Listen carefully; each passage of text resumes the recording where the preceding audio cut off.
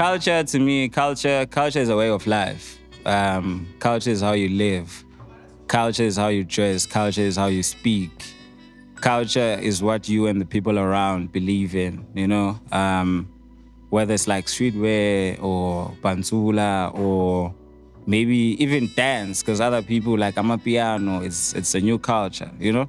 And that's also just like a compilation of just how people speak, walk, dress, and just like live, you know? So for me, it's just like a way of life. How you live your life is culture. We're just lucky because we are tapped into like, you know, like something maybe that has like a greater meaning, which is like maybe fashion or, you know, but like for me, culture could be anything. Like riding bikes with your homies could be culture. Running with your homies, just waking up and jogging in the morning could be a culture that you can also create your own lingo around the thing.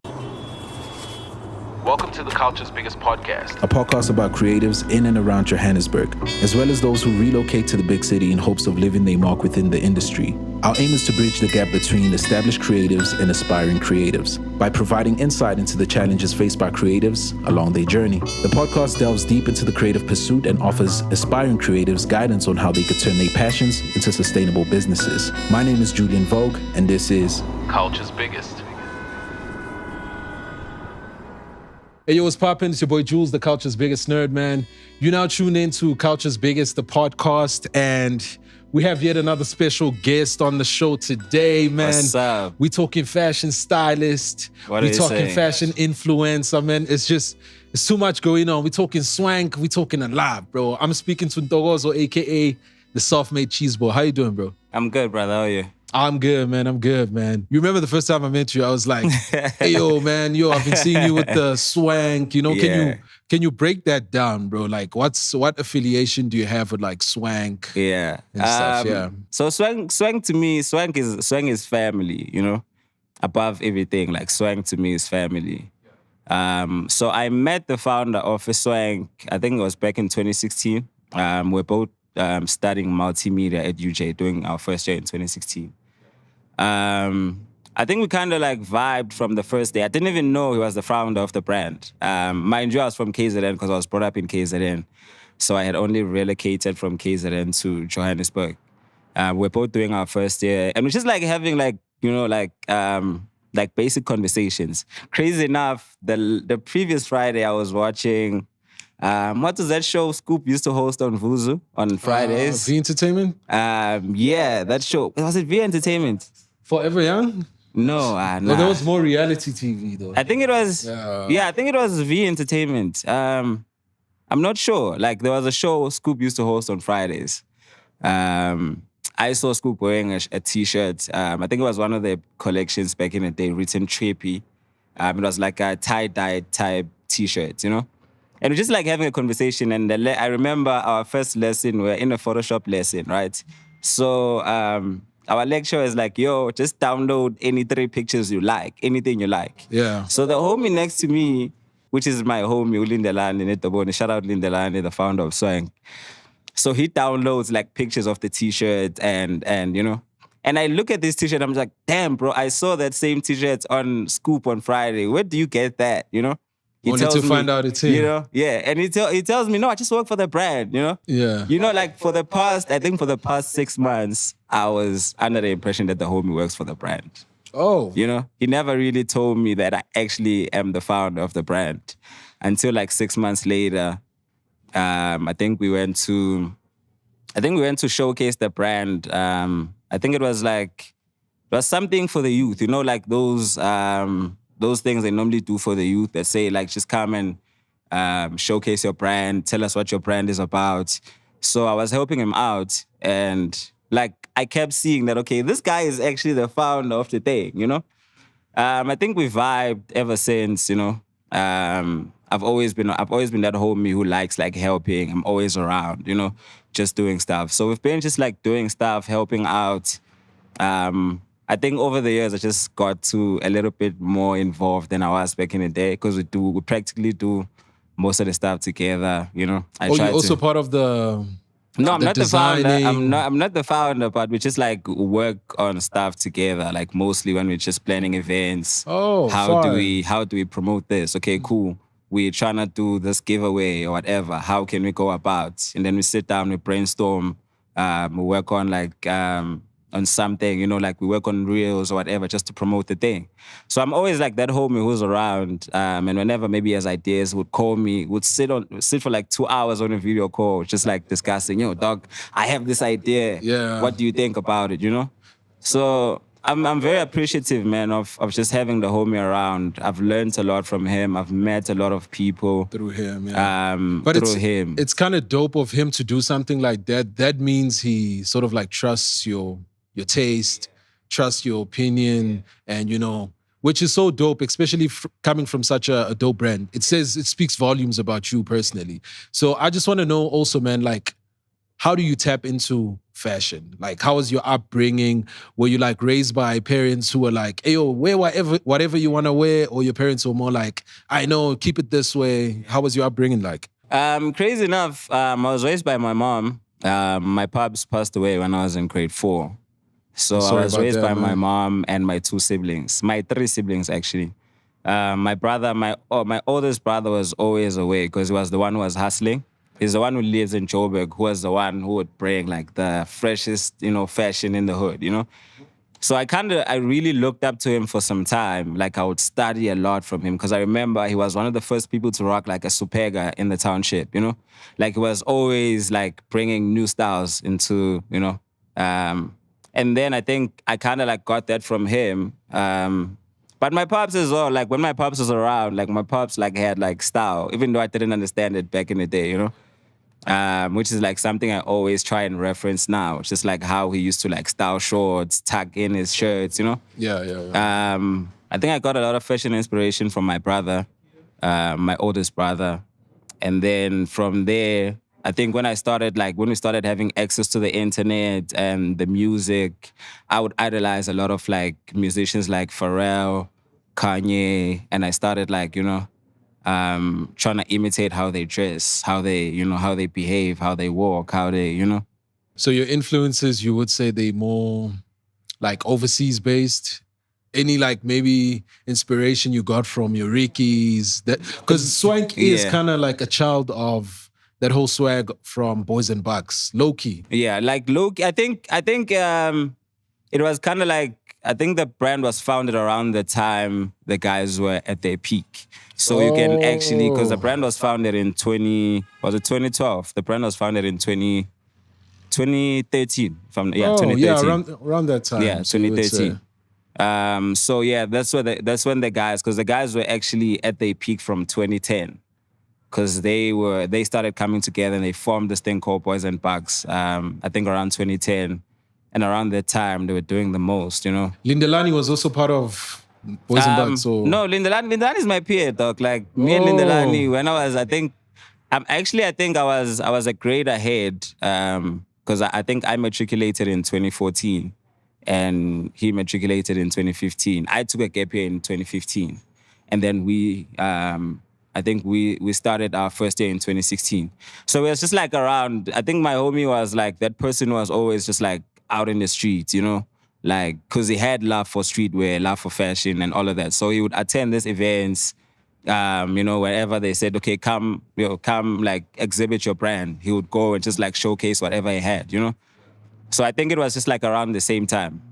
Oh, that's fire, man. So yeah. You're saying your upbringing, basically. Yeah, but it to was be honest, open, right? Yeah, like I think I think the base of my inspiration, I took it from the Pharrells and all of that. Because around that time, that was around 2010. I didn't even know Boys and Bucks existed at the time. Yeah, because we didn't have. 2012 was the dashiki era, né? Yeah, if I'm not mistaken. Yeah. So me, I think I was introduced to it like around 2010. And then there was a lot of influence from the Rickies. But for me, I think it started from Abu Brown Dash. Because I think I really liked how Brown Dash, the Pantsula era. Pantsula era was kind of fire with the Pantsula era, the D-keys. D-keys and all of that. I always try and reference that as well. Like, I also have like D-keys pants that I always try and style, Fire, man. Yeah. That's dope, man. So how do you then get into, I mean, like your social media is like doing well. It's crazy. Bro. Yeah. Like how did you get into like being a fashion, you could say fashion influencer, right? Yeah, how could. did you get into that? Because it takes a lot of confidence too, Yeah. you know? Nah, like, what's crazy? I think like, and for me, this thing was actually fueled by another homie. Crazy enough, because we used to have like conversations about like following and all of that, you know. I've always, I believe I've always looked fly, you know. I've always been that I guy like that. who, you know, I like that, even yeah. though I wasn't, like, sometimes I wasn't aware of it, but I've always had like, you know, like taste in fashion. So we had a conversation with this guy, and this guy is like, yo, how many followers do you have? You know, I think I had like 1,000 followers, and it wasn't really a big thing to me, the following thing, you know, because I never even used to post like consistent, you know. So the homie's like, yo, how many followers do you have? The homie had like 4,000 followers, you know, and I was like, no, I have 1,000 followers. It's like, no, dog, you kidding, you know. And that got to me because I was like, dog, why do you think? Why would you assume I have like a lot of followers? Yeah. And then I sat down, I was like, okay, cool. Let me try and post how I look and how I dress every day on social media and see if it's gonna grow or if people are gonna like it. But I think the biggest influence was because I've always been into fashion, just liking fashion from, you know, just being a fan of fashion. And I got to work on set one time. I think I said this when I was like doing the panel discussion. So when I was working on set, I was styling Caesar. I think you know him. I think it's like Caesar with a C, ne? Caesar with a C. He's a musician. He's a musician. He He does does like Porisa. he does like Afro beat type music. Yeah, I carve him. Yeah, Afro pop, Afro beat type music. So yeah, a homie of mine hooked up a gig for me to style the homie for his music video. I did the gig. I got paid. I never really like thought you'd really like get like paid like that, you know. So you styled the guy. I styled the guy for I think for his latest music video. I think the title of the song is Voodoo. Mm-hmm. So check that out. You see, I did the styling for the homie. That's fire. So after styling that, the money was good. I was like, yo, bro, like, how do I get more gigs in styling? You know? And with that, I think simultaneously with that was around the time the homie had asked me about the following thing. And I was like, okay, cool. Let me start posting consistently. And I was like, okay, cool. What if I start posting consistently and I'm styling myself good? Maybe people would like how I style myself and actually book me to style them, yeah. You know? Yeah. And then I started doing this thing consistently. Crazy enough, I fell in love with like styling myself and just like content creation. I was like, okay, cool. If I get a styling gig, oh well, cool, you know? But I just love styling. It doesn't necessarily have to be like a big name or whatever, because I've been styling a couple of my homies for music videos. I think my homie, I think my homie, a mutual friend of ours with Derek Travy, does like hip-hop music, hip-hop and R&B. I've styled him for like multiple music videos, you know, I would do it for free because it's my homie, you know? Yeah. So I think that's how I actually got into like influencing. I wasn't even aware I was influencing people.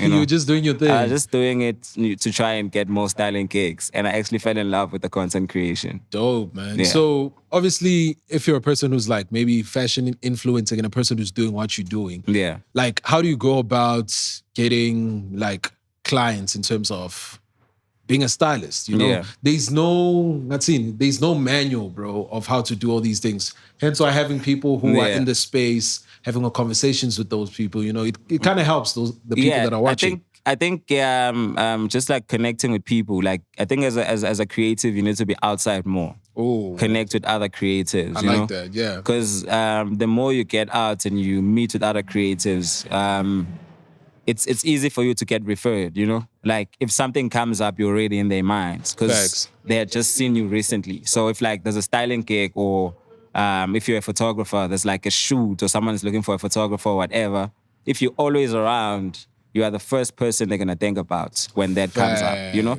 I like that, bro. Because also, there's also no manual as a creative. There is no manual. You figure you this just journey figure it as you you go, bro. Yeah. That is facts. You know, it's so crazy that you said that. I interviewed a photographer, right? Yeah. And when I interviewed him, he said the same thing about being outside. Being outside, You have to like network. And it's something that me too, myself, I've been practicing. I'm a homebody. It's also something I'm trying to learn, my dog. Because it's like, and also it's like, for me, I prefer these things to be organic. Yeah, you know? it shouldn't be forced, bro. Yeah, because if it becomes, that's why like people who feel like they have social anxiety, all of that, because you have to go out and pretend maybe to be someone you're not. Else, yeah. Just to fit into a certain space. And for me, I just like going out. If we vibe, we vibe. then we can work, Facts. potentially. If it doesn't happen, it doesn't happen. But I try to put myself in those spaces where I can, meet people, Fire. Yeah. That's dope, man. So I want to know, bro.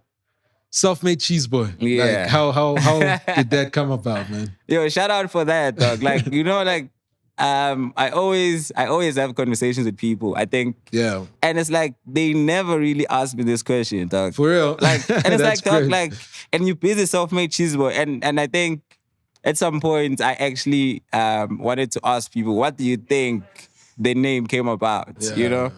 But for me, It's a dope name, by the way. shout bro. out, man, dog. Like, Shout super, out. super fire. Shout out. A lot of niggas are even trying to jack it, but it's cool. I think But I've it's- seen another But it's person cool, actually. dog. Low-key. Like for me, if it's Ntwana, especially like the young cats, because it's just like inspiration to them. But if it's a peer, I look at it as you trying to jack this idea that I have, Aish. or this persona that I've created, And they won't or, do it like you, bro. They won't. But the name actually came about because when I relocated from KZN, I was always in between places, like between Foslo and Soweto. I'd always, because my brother was staying in Soweto, my sister was in Foslo, So I'd always go to Soweto for some time, get bored. I'm like, yo, I need to go to the S.W.A.N. Because I knew a lot of people from the East. Because even when I was still in high school, I used to visit the S.W.A.N. a lot, So I had a couple of homies even when I came to stay in Joburg. So when I think I moved from, when I relocated, I moved to Soweto. When I came back to the East, and around that time I was just like, like conscious of how I look. I was like, even how I style myself, I was really like, like really hard on that. So when I moved back to Foslo, a lot of folks that didn't know me, they started having this perception of me being a cheese boy, Oh, that time he ain't even like that, yeah. Yeah, he looks like, this boy is a cheese boy. Like I would hear, like they'd never say it like straight to my face, but like I would hear like whispers when I'm just like passing, like homies like, yo, this is cheese boy, this boy acting like, In the And for hood, me, once you start bathing, bro. dog, like you look a certain way, you're definitely a cheese boy, Bro. So with me, it's like it was just me embracing that misconception. Yeah. And it's something I learned from my mom. You know what my mom used to say? My mom used to say, if there's a rumor that you don't like, or something that people used to, like people are always dissing you about, Yeah. embrace that. Because they get tired of doing that. Like because Oh, it hence doesn't get self-made. because it doesn't get to you. So I was like, okay, cool. Like this whole cheeseboy thing, I have to embrace it as well. So that people stop calling me a cheeseboy. It's true. So I started calling myself a that, self-made bro. cheeseboy. I never heard anyone calling me a cheeseboy ever again, Yeah. Until now they're calling me the self-made Damn. cheeseboy. And also, bro, like the whole ideology around Yeah. self-made cheeseboy. It's like, I'm fresh because I made myself. I made myself. You know what I mean? Yeah. It's like, I think that was that as well, because it's like that misconception I think was also built around the assumption that maybe I come from like Money. from money Yeah. because I afford to look like this, because I afford to buy certain clothing. But crazy enough, I always used to hustle to buy most of the stuff I had, So that's why I said, what? Because I'm self-made. Everything I have, everything I own, I had to hustle, beautiful. to get. I like that, man. Since Yeah. we on the topic of like, self-making yourself and stuff like that. Yeah. I think this is a question I've personally wanted to always ask. Yeah. Like someone who's like a fashion influencer, stylist, right? Yeah. Bro, what do you think about the culture of fake sneakers and original sneakers? That one, I'm definitely gonna have to take a sip for that. Damn, bro. Yeah. How do you even unpack that one? Especially here in SA. Yeah. Yeah. But for me, dog, I think it's all about what a person can afford, It would be so like inhumane of me to judge someone because they're wearing fake sneakers or they believe to support fake sneakers. Because if you can afford to buy the real thing, then it's dope. You can afford to buy the real thing. And also, I think it's a moral thing as well, because it's like, I may not have enough money to buy all the shit that I want, but I'm always gonna make sure that I buy the real stuff, regardless of whether I can afford it. If I can't afford it, then it means I can't have it. You understand? So for me, it's always been that. But not to be judgmental of anything or of anyone who supports, like they call them raps now. I think it's a cool name, just to Replicas. say replicas and all of that. Yeah, man. I don't have a problem with it. It's just like I think it's a personal thing, a personal preference thing. Where it's like if you like the real thing, you buy the real thing. If you can't afford the real thing, and your morals allow you to buy the I feel you. Do you also feel like maybe to a certain extent, like when you buy a fake of a certain brand, it's kind of like disrespectful? It is. Yeah. It is disrespectful.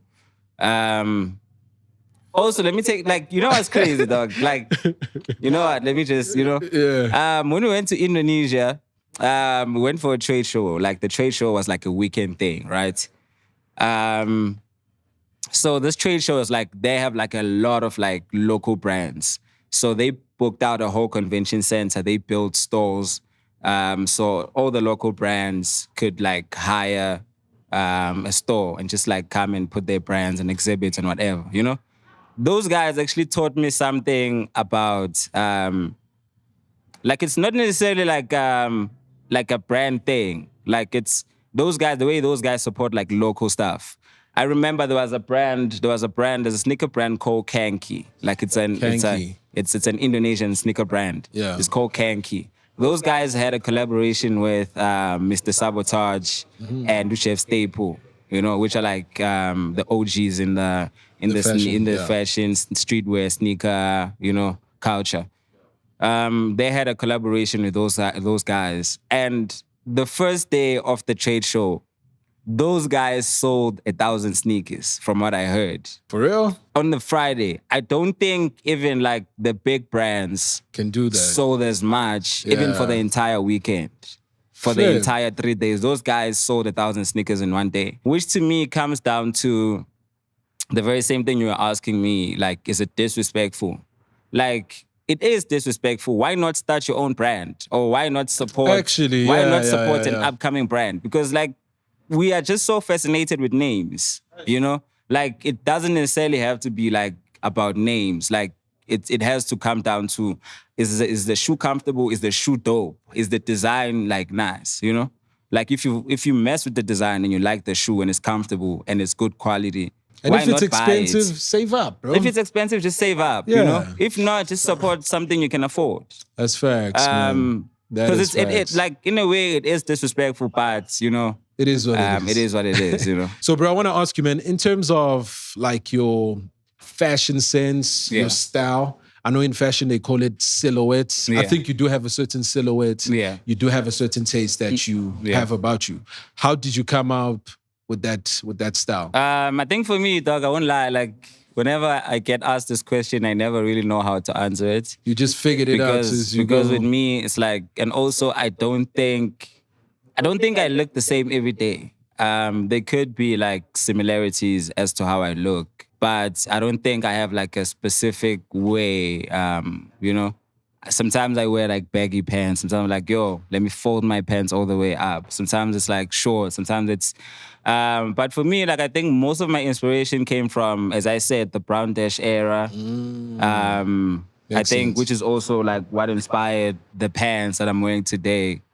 Just to show the socks, flip your pants, just fold them all the way up, and just like combining that with a lot of like influence from America or from other parts of the world, That's dope, man. That's really like refreshing to hear. So I want to know, do you believe in versatility when it comes to fashion? Yeah, I believe, dog. I believe if it like we cannot all look the same way. We cannot all look the same way. There has to be different styles of fashion, Because now if you go to an event, like you can easily see, okay, these guys are like more streetwear. Yeah. These guys are more influenced, like high fashion. Yeah. And then you find what do they call the guys that dress like gothic type? What? The Latweezys. The Latweezys. So the Latweezys, you find your Latweezys, which like it's high punk, Yeah. dark colors, a lot of piercings, a lot of tattoos, a lot of baggy boots. You know, I think it makes it dope because it's like we cannot all Look the belong. same. We Yeah. can also not all belong in the same group. Facts. There has to be like different groups, and also it's like people that you relate to the most. You know, Yeah. there's your streetwear, there's this, there's that. That's Even dope, when you man. go to an event or you go outside, it's just more appealing to the eye if you see people dressed differently, like just different styles. You know, Beautiful, man. Yeah. I like that. So, with that question being asked, I was asked by one of my high fashion bros, Yeah. who's also a part of the team. Shout out D-Pro one time. Yeah. Shout out my dog. So he actually wanted to know, would you wear like a skirt since you mostly like wear like streetwear stuff? Streetwear. Yeah. I think I'm more open-minded, dog. I don't think there's nothing I would openly say I would never wear. I think with as me, long as it makes sense. I think with me, like it would have to make sense and it would have to like align with my style. I would add my taste to it, you know? It wouldn't just be a normal skirt. Like you would look at a skirt and be like, okay, I understand why this guy decided to wear this skirt. To wear it like this. Yeah, You understand? Yeah. Because I also like customizing stuff, bro. Like I think pretty much all my pants are customized. When I got these pants from Indonesia, they were like long, and they were supposed to be like baggy, cover the shoe or type thing, you know. But they didn't really. I was like, okay, cool, they fly, but how can I like add my own taste to them, you know? So I decided to chop them. I chopped them. I decided to fold them a bit. I think by doing that, it elevated the style and it made them like more relatable to how I look and more my style than they were initially, you know? So I think I would, but it would have to make sense to how I look. It would have to be something that has my own taste to it. Fire, man. I like that. So Yeah. I'm seeing we keep on mentioning Indonesia, bro. Yeah. Like, I want to know, man, how was that trip like? You know, aside from the fashion, and just let me know what were you guys doing there? Yeah. Were you there for material? Because Indonesia is known for production, and stuff. Yeah. So actually, I wanted to go check out. We were actually supposed to go exhibit for Swank, right? But it was just like delays in production, you know. So we ended up not being able to go exhibit because our stuff got delayed. So we decided, you know what, we're still gonna go because, especially with my homie, because he goes to trade shows. So he goes to trade shows all over the world. So he went to, he has done in USS, because the one we went to, it's called Urban Sneaker Society, USS. So he had gone to USS in 2012. Early this year, he had gone to Complex Con. And he wanted to go and exhibit and showcase at this one. But just like the stock got delayed. So just like, okay, cool. Let's just go and connect, you know, shoot a documentary, just experience the culture. The documentary is fire, actually. I've been checking it out on YouTube, man. Yeah. So we went there just to connect above everything. So when we got there, we met like a lot of crazy guys. And something that I saw there, the same thing I was telling you, just above, just like how the guys are able to collaborate. Most of the guys I met when I was there, like 90% own their own clothing brands. For real? 90% of the guys I met own their own clothing brands. That's dope, man. I think that's something that should happen in South A, bro. Like, we praise these foreign brands and we downplay like your local brands. It's like, come on. And you know, I understand back in the day, because I think there was a time where I feel like a lot of local brands were still developing. Still developing. They didn't have the quality on lock, you know? So I think as a person, it would be easy for you to judge and say, yo, I don't like this quality, so I'm not gonna rock this t-shirt. Because as soon as I wash it once, the neck is stretched, you know? But I think like right now, you can compare like a local brand to like an international brand, you know? That's true. And the guys then, just in terms of that as well, just those guys support local like crazy. So I think it also makes sense as to why there's a lot of local brands. Even with how you move in Indonesia, bro, like we use Uber, we use Bolt. Those guys, they use Grab. They have their own app called Grab. For real? So that app is just like similar to how Uber is. They have food, they have rides, they even have bikes because in Indonesia, like the population is too high. So And like it's also safe like that, I'm assuming. you know, like Yeah. it saves fuel, it avoids traffic. So like a lot of people own bikes. So even the bikes, you can even request the bike on the thing, on the app. So I think they support local. And they decided to just like create that app that's gonna cater for their needs instead of just like using Uber, which is not like something local that's also gonna create more jobs for. Because if you look at how like the percentages of the thing, dog, it's like the guys are being ripped off. That is true. So in Indonesia, did you guys like end up doing the exhibition or you just ended up We decided to just shoot the documentary.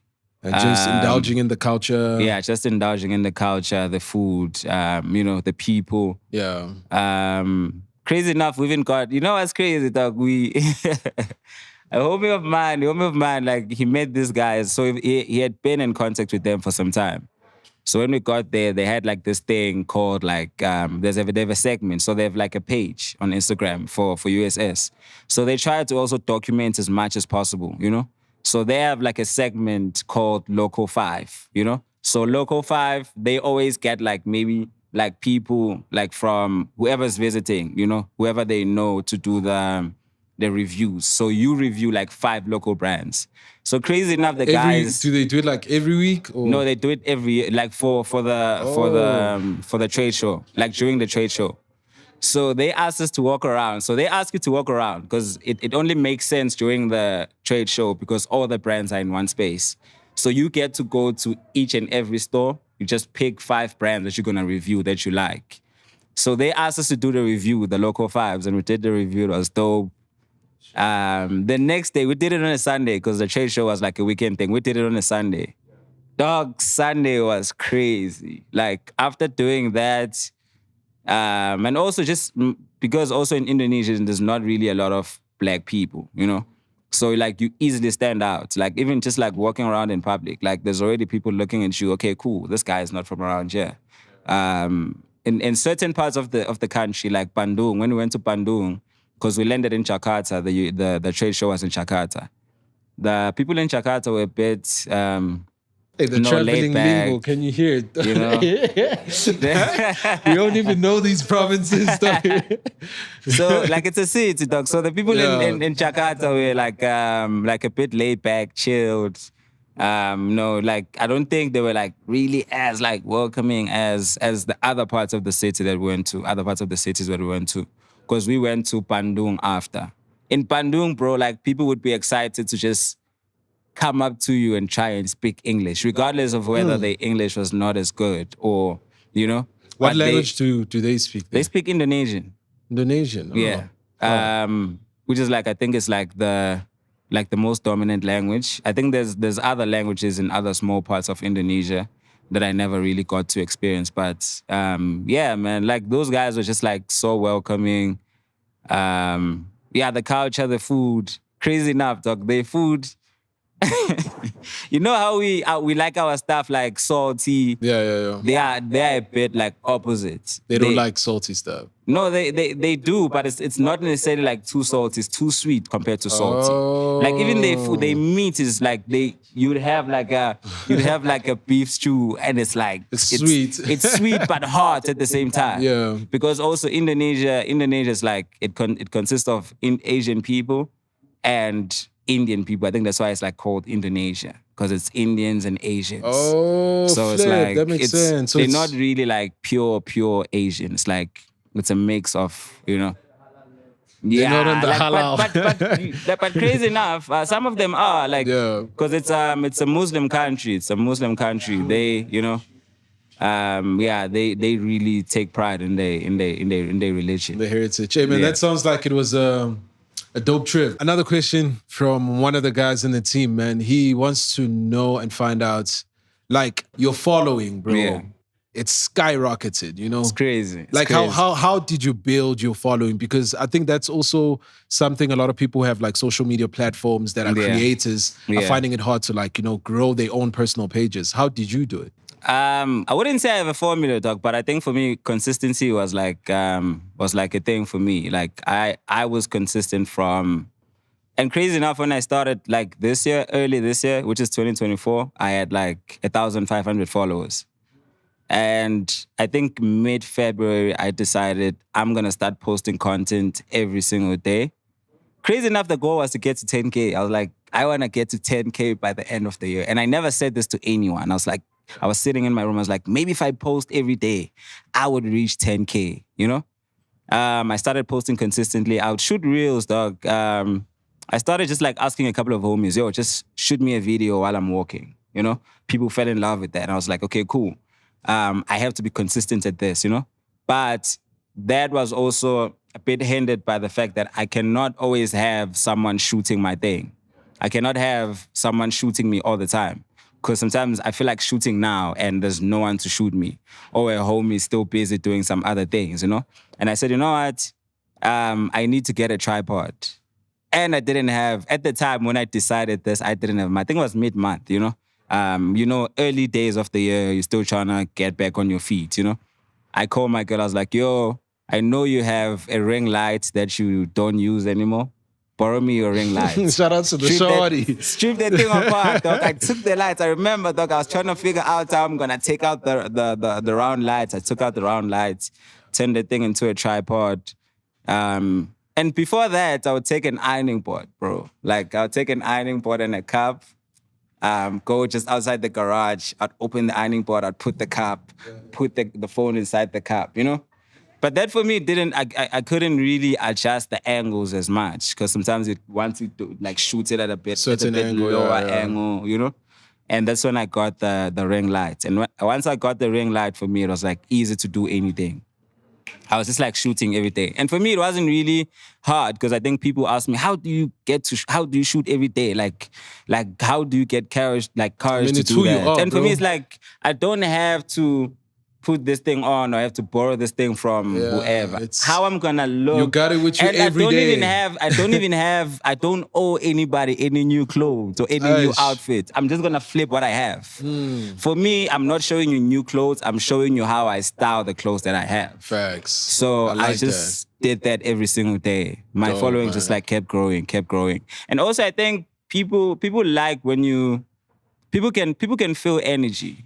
I think also with me, just the attachment to the brand, which was Swank, kind of like helped me and just like help us maybe just push the brand at the same time.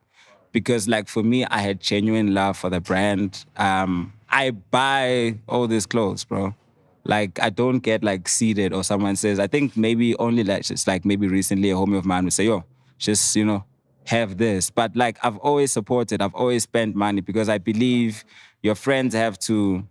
You can't be the guy who takes, takes from something that's still homie, trying to grow. He's still trying to grow and you're working at the same time. Just support the homie. So I bought most of the clothes I have. I buy most of the clothes I have. Shout out. And I just started like shooting content and it grew, to what it is now. And crazy enough, as a homie was asking if I've collaborated maybe with like a brand or crazy enough, by far, I haven't collaborated with like a big brand. The brands are coming, that's for sure. And for me, like, and that's also sure, the same bro. way, it's like you always have to sit down and remind yourself why you do certain things. And for me, I always remind myself I wasn't doing this thing for the brands, which is why, like, when people ask me, don't you get offended? Don't you get touched? I'm like, dog. When I started doing this thing, I wasn't doing it for brands to approach or to work with brands. It was me to promote myself and to promote this brand that I strongly believe in, Just try and push that and see how far we can take it. That's beautiful, man. Yeah. That's really beautiful. Like, one of the things I really got from how you explained how you got to that number of followers is like work with what you got, Work with what you have. You were using an ironing board and stuff, So someone else would have seen something like that as like a crutch, Dog, you know what's crazy? But you made it work. You know what's crazy? And I hate speaking about this, but like there's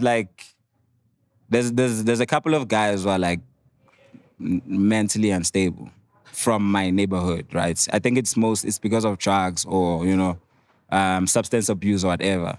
Those guys always used to laugh at me every time in the morning, bro. Nice. Like, cause I would have an ironing board outside in the cup and a phone in the cup. And they would laugh, dog. Like, imagine someone who's like, you know, they think you are mentally, you are losing it. Yeah, You know? And I'm laughing at just like, someone for trying. You understand? Come I was just on, like dog. trying to, Come on, you know, bro. like I remember when I was like in Indonesia, I was like, dog, look where we took this thing now. Like I remember creating content in Indonesia. I was like, dog, I wish the people who were laughing would pass by and laugh. And just like, what is this nigga doing? You know?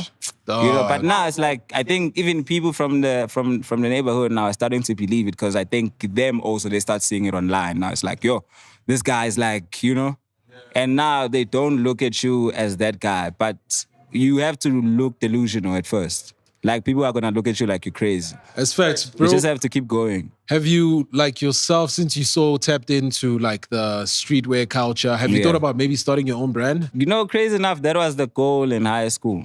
In high school, I thought I've tried a couple of I've tried to design a couple of T-shirts, a couple of stuff. Some which never saw light. You know. But I think I just needed to learn. I think I understood that for me, I wasn't ready. Also, I just needed to learn the culture itself. I don't want to be that guy who just who gets lucky. I'm always trying to better myself, to learn. I watch documentaries. I chill with people. Like I'm very blessed to have people like my homies or MK Fresh from Boys and Parks who are like really come to the show, MK. You know who are like really like a Mahmoud man that we look up to. Always like telling us how to, you know, like showing us the ropes and just like telling us how the game was and how like, you know, we learn. And for me, the biggest thing was just like learning, maybe to come in future, or maybe you would see a collab or a collection by myself from my favorite brand. You never know, you know? Fine, Yeah? man. Yeah. So we obviously getting to the end of the conversation. Yeah. I just want to know, man, I know Joburg has played like a pivotal role in a lot of creative people's lives. Yeah. You know, whether it be you being in certain spaces because of, you know, Johannesburg and the community around here. Yeah. In what way has Jozi played part in you as a being, as a creative? Yeah. Yeah. I think at first, just as a human being, I think Joburg taught me how to adapt. Because like I come from KZN, like where a lot of people like have pride in their culture and their language. And if ever they get to go to other spaces, they want to embrace that and be like, okay, I'm not going to start speaking like this. I'm not going to. So for me, I got to Joburg and I was like, okay, cool. It's no use for me to bring KZN to Joburg. That thing is embedded in me. Like I can always code switch. When I go to KZN, I speak proper Zulu. Like the Zulu that I probably never get a chance to speak when I'm in Joburg because I've learned how to communicate with people in Joburg. Yeah, you learn you to know, adapt. you learn to adapt. You learn the languages. You learn the lingo. You learn to accept other tribes as well because you understand that Zulu, like it might be the most dominant tribe, but it doesn't mean we are like Zulus are all that. You need to understand that there's people above everything. So you need to meet people and just appreciate people for who they are, like regardless of their tribe. You understand? And also just maybe embrace their tribe as well. Learn a new language. I've learned how to speak Sotho, a bit of Sotho, even if it's not fluent. Just being here, you know? I can speak a bit of Sotho and Pedi. I can understand a bit of like, you know, like Venda, because most of my homies are Venda. It's like, you know, I think dope, adaptation for me was like the main thing that I learned in Joburg. Dope, man. Even just in fashion as well. Dope. Yeah. I like that, bro. So as you know, we are called Culture's Biggest. Yeah. And you definitely are like Culture's Biggest when it comes to, you know, the fashion scene. You're doing a lot, man. Yeah. So I just want to know, what does culture mean to you? Culture, to me, culture is a way of life. Culture is how you live. Culture is how you dress. Culture is how you speak. Culture is what you and the people around believe in, you know? Whether it's like streetwear or pantsula or maybe even dance, because other people like Amapiano, it's a new culture, you know? And that's also just like a compilation of just how people speak, walk, dress, and just like live, you know? So for me, it's just like a way of life. How you live your life is culture. We're just lucky because we are tapped into like, you know, like something maybe that has like a greater meaning, which is like maybe fashion or, you know, but like for me, culture could be anything. Like riding bikes with your homies could be culture. It could be, that's facts. Running with your homies, just waking up and jogging in the morning could be a culture that you can also create your own lingo around the thing. I like that. That like people who are outside of the thing cannot understand. So culture, culture to me, for you guys, yeah. Ah, that's dope, man. I like that, man. And finally, the last question, bro. Yeah. Like, what advice would you give to any aspiring fashion designer, stylist? Yeah. Just be crazy, man. Just be crazy. Just be crazy. We just, you know, like, for real, dog, like, the Lulu sometimes is the only Lulu, dog. Ish. Like, you just have to be crazy. Like, as I mentioned earlier, people used to look at me like I'm crazy. You know, maybe some still do, as if like, yo, what is this guy doing, you know? But I still keep going, you know? You just have to keep going, believe in what you do, be consistent at it, learn about it, be a geek about it, dog. Stay on the internet, find out more about it. Like, you know, it doesn't hurt to know more about the thing. Because also, I think that's what connects us together when you get to spaces where you get to meet other creatives who are into the same thing as you. It's the knowledge you guys have of the thing. It's like, yo, you also know about that thing. So it's easy for you guys to kind of like vibe and gel, you know? Because you are into the same things. You guys understand the same things. You speak the same language. Someone else in the corner might not even understand what you guys are talking about. But it's stuff that you guys have gone out of your way to learn and to study and understand. Just be a geek about whatever you do. Be consistent. Be crazy. People are always gonna look at you as if you're crazy until you make it, you know? Ish, bro. Thank you so much for the conversation. First and foremost, bro, for even like pulling up. I really like do appreciate that. And crazy enough, I don't do these things, man. I don't really I don't do pods. I don't really do like talks even. Even the one that we met at, for me, it was just like, it's always just an energy thing. Whenever I meet someone and the energy, you know, aligns. I feel like we can collaborate and do whatever. Even with the content thing, I've collaborated with a couple of homies. It's not even a numbers thing when it comes to me. I don't care if a person has like energies don't lie, 5K. If you really about this thing, like I have a homie who's about this thing. One of the homies we were chilling with outside. Shout out my homie Ntokozo. The homie is growing, dog. Like he's really doing this thing. He loves fashion. Yeah. And that's the thing with me. I just collaborate with anyone who loves the thing, you know? Yeah. It doesn't necessarily have to be like a numbers game. Numbers game, yeah. Bro, appreciate you. It's been a dope conversation. Same here, my dog. I'm sure the fashion people, you know, the fashion gods are happy somewhere. Yeah, I understand. Let me hit them with the outro. Okay, let's go. Yo, Self Made Cheeseboy, the best, the flyest, Uton Makombo. We're signing out. It's true. Hey, yo, shout out for tuning in. Another dope one, man. Bro, appreciate you, fam. The whole time, my dog. Easy, dog. Excellent. And it's a wrap.